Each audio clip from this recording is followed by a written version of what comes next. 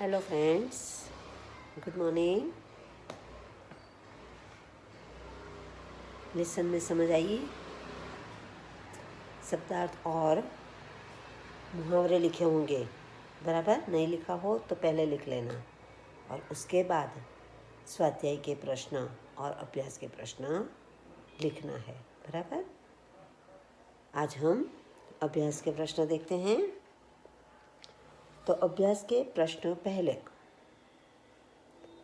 पहले प्रश्न के अंदर पहला प्रश्न है, देवेंद्र ने परीक्षा होने के बावजूद भी भिखारी की मदद क्यों की? बराबर, परीक्षा थी ना, फिर भी उसने क्यों मदद की? तो भिखारी के पैर में ज़्यादा चोट लगी थी, खून भी बह रहा था, उसे अस्पताल पहुंचाना जरूरी था। देवेंद्र के लिए इंसान की सेवा सबसे पहला कर्तव्य और इंसान की सेवा सबसे बड़ा धर्म था। यानी कि इंसान की सेवा करना हमारा कर्तव्य भी है और हमारा धर्म भी है जो उसका है। इसलिए परीक्षा होने के बावजूद भी उसने भिखारी की मदद की, बराबर। अब प्रश्न दूसरा,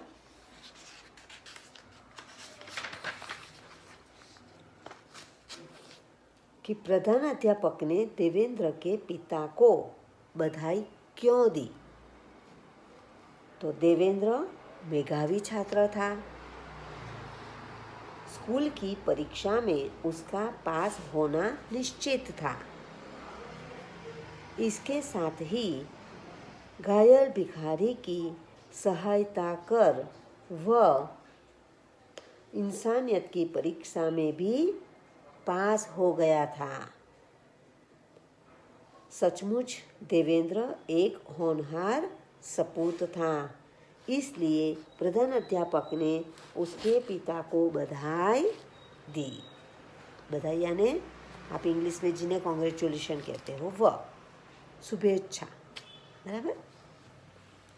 अब तीसरा प्रश्न, क्या देवेंद्र ने जो किया वह सही किया?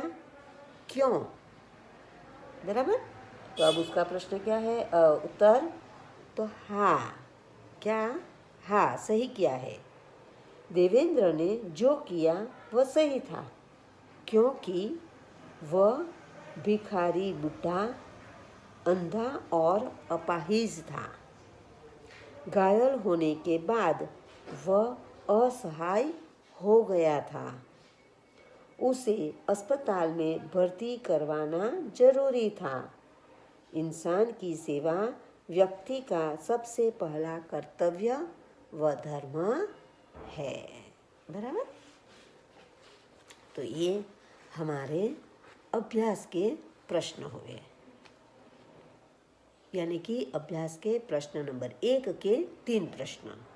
अब दूसरा प्रश्न, तो दूसरा प्रश्न क्या है कि आप स्कूल के मैदान में खेल रहे हैं और आपके साथी को पैर में मोच आ गई, तो आप क्या करोगे? ऐसा हुआ तो आप क्या करोगे? तो स्कूल के मैदान में खेलते हुए आप लिखा है, इसीलिए उत्तर में क्या लिखोगे? मेरे साथी के पैर में मोच आने पर मैं तुरंत इसकी जानकारी शिक्षक को दूंगा या दूंगी और उन्हें अपने मित्र के पास प्राथमिक इलाज के लिए जरूरी चीज़ों के साथ ले जाऊंगा या ले जाऊंगी। शिक्षक के साथ उसके इलाज में मदद करूंगा या करूंगी। उसकी मोच पर मलहम लगाऊंगी, बराबर। तो आप इस तरह से प्राथमिक सारवार करोगे। अब हमारा प्रश्न तीसरा है। तो तीसरे प्रश्न में क्या कहते हैं?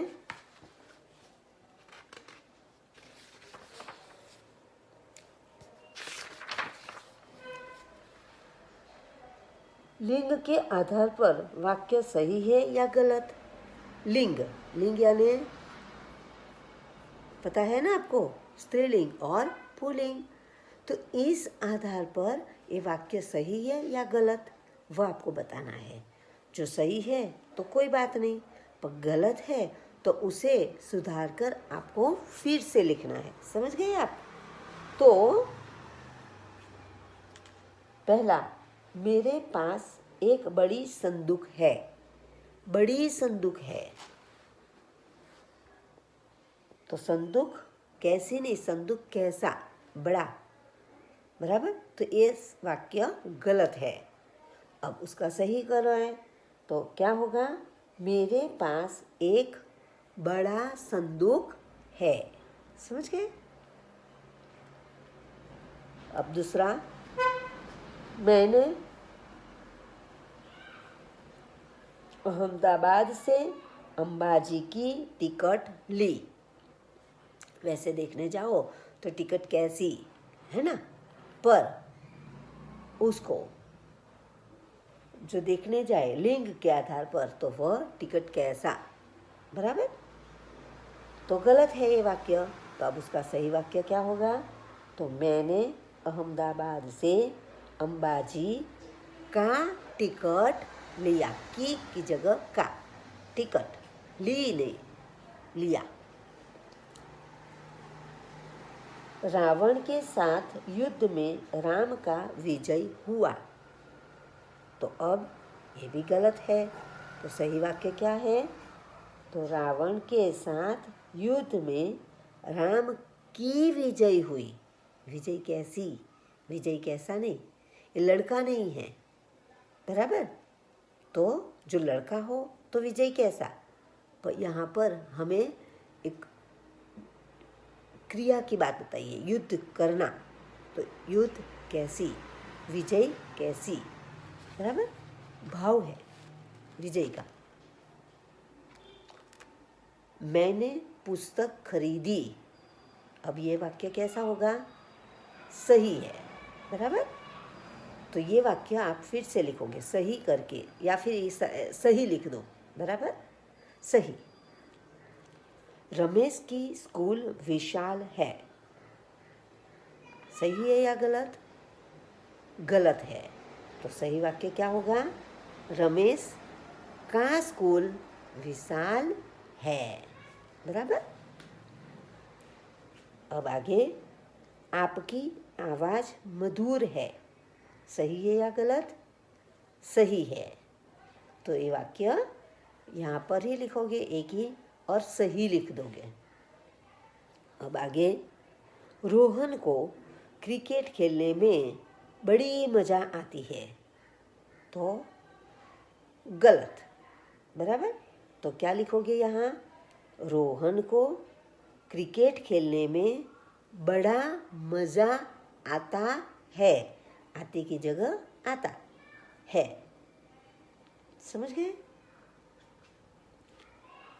हमें पौष्टिक खुराक लेना चाहिए।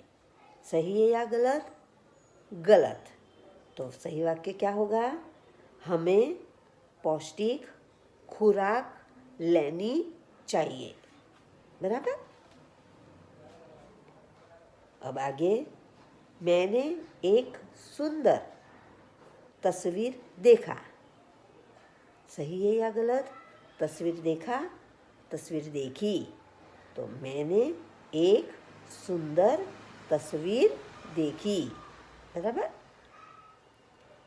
अब आगे, आज भारी बरसात हुआ। सही है या गलत? गलत। तो क्या होगा? आज भारी बरसात हुआ नहीं, हुई, बराबर। तो ये लिंग के आधार पर वाक्य सही है या गलत। सही है उसके सामने सही लिखो और गलत है तो पूरा वाक्य गलत लिखो और फिर पूरा वाक्य फिर से लिखो। बराबर। अब चौथा प्रश्न क्या है कि निम्नलिखित वाक्यों का वचन परिवर्तन करके वाक्य फिर से लिखिए। वचन परिवर्तन करना है। अब वचन यानी एक वचन और बहुवचन। बराबर। तो एक वचन है उस वाक्य को बहुवचन बनाना है। जहाँ बहुवचन है तो वहाँ एक वचन बनाना है। पूरा वाक्य एक वचन में होना चाहिए, शब्द नहीं, पूरा वाक्य। बराबर। तो अब पहला, लड़के मैदान में खेल रहे हैं। तो अब उसका वचन परिवर्तन करो। तो लड़के यानी बहुवचन, तो एक का क्या कहेंगे? लड़का।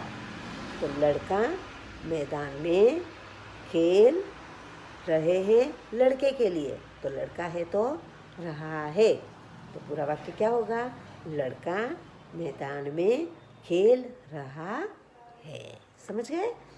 इस तरह से आपको पूरा वाक्य एक वचन हो तो बहुवचन में करना है, बहुवचन हो तो एक वचन में करना है। आकाश में पक्षी उड़ रहे हैं।